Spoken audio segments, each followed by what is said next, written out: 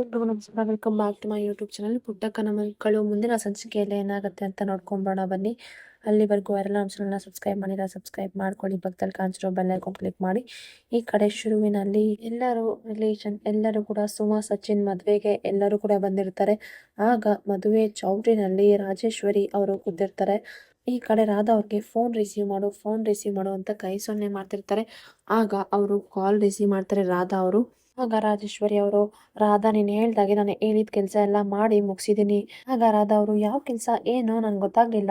ಆಗ ರಾಜೇಶ್ವರಿ ಅವರು, ಅದೇ ರಾಧಾ ಸ ಸ ಸು ಸು.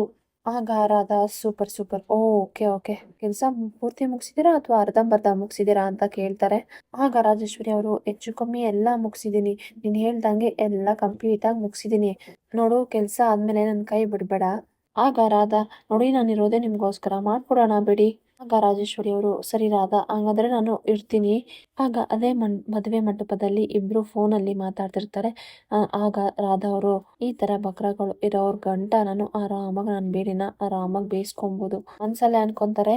ಈ ಕಡೆ ಚಂದ್ರು ನೋಡಿದ್ರೆ, ಮಲ್ಲಿಕಾ ನೋಡಿದ್ರೆ ಇಲ್ಲೇ ಬಂದು ಕೂತಿದ್ದಾಳೆ. ನೋಡಿದ್ರೆ ನಾನೇ ಇಲ್ಲೇನಾದ್ರೂ ಶೂಟ್ ಮಾಡಿದೆ ಅಂತ ಹೇಳ್ಬಿಟ್ರೆ ಏನ್ ಮಾಡ್ಲಿ, ತುಂಬಾ ಟೆನ್ಷನ್ ಮಾಡ್ಕೊಂಡು ಯೋಚನೆ ಮಾಡ್ತಿರ್ತಾರೆ. ಆಗ ರಾಧಾ ಅವ್ರು ಬರ್ತಾರೆ.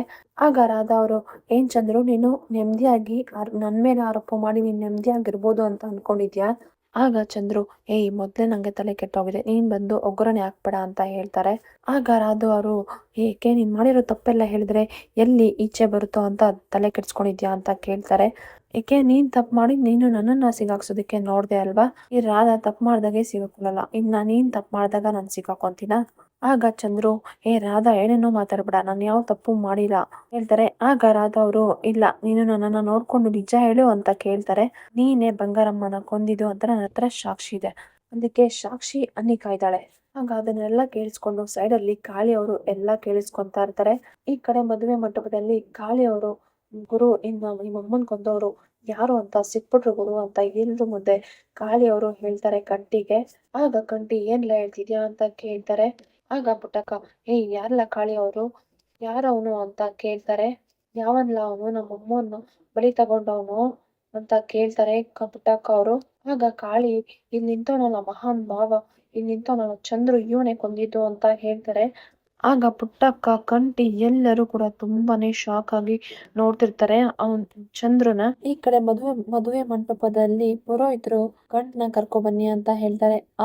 ಆಗ ಕಾಳಿ ಅವರು, ಅವ್ವ ಪುಟ್ಟಕ್ಕ ಅವ್ರೆ, ಅವ್ವ ಸಚಿನ್ ಎಲ್ಲೂ ಕಾಣಿಸ್ತಿಲ್ಲವ್ವ ಅಂತ ಹೇಳ್ತಾರೆ. ಅದನ್ನ ಕೇಳಿದ ಪುಟ್ಟಕ್ಕ ತುಂಬಾನೇ ಶಾಕ್ ಆಗ್ತಾರೆ. ಆಗ ಸುಮಾರು ಎಲ್ಲರೂ ಕೂಡ ಕಣ್ಣೀರ್ ಹಾಕ್ತಿರ್ತಾರೆ. ಈ ಕಡೆ ಸಚಿನ್ ಅವ್ರನ್ನ ರೌಡಿಗಳು ಕಿಡ್ನಾಪ್ ಮಾಡ್ಕೊಂಡು ಹೋಗಿರ್ತಾರೆ. ಆಗ ಪುಟ್ಟಕ್ಕ, ಯಾರಿಗಾರು ಗೊತ್ತಿದ್ರೆ ಹೇಳ್ರಪ್ಪ ಅಂತ ತುಂಬಾನೇ ಕಣ್ಣೀರ್ ಹಾಕ್ತಿರ್ತಾರೆ. ಆಗ ಪುಟ್ಟಕ್ಕ ಅವರು, ಅಮ್ಮವ್ರೆ, ಈ ಮದ್ವೆ ನಿಮ್ಮ ಆಸೆನ ನಾನು ಹೆಂಗ್ ಈಡೇರಿಸ್ಲಿ ಅಂತ ತುಂಬಾನೇ ಕಣ್ಣೀರ್ ಹಾಕ್ತಿರ್ತಾರೆ ಪುಟ್ಟಕ್ಕ ಅವರು ಬಂಗಾರಮ್ಮ ಅವ್ರನ್ನ ನೆನ್ಸ್ಕೊಂಡು. ಫ್ರೆಂಡ್ಸ್, ಈ ವಿಡಿಯೋ ಇಷ್ಟ ಆದಲ್ಲಿ ಒಂದು ಲೈಕ್ ಮಾಡಿ. ಹಾಗೆ ಯಾರೆಲ್ಲ ಸಬ್ಸ್ಕ್ರೈಬ್ ಮಾಡಿಲ್ಲ ಸಬ್ಸ್ಕ್ರೈಬ್ ಮಾಡ್ಕೊಳ್ಳಿ. ಹಾಗೆ ನಿಮ್ಗೆ ಯಾವ ಸೀರಿಯಲ್ ಅಪ್ಡೇಟ್ ಬೇಕು ಎಂದು ಕಮೆಂಟ್ ಮಾಡಿ. Thank you for watching.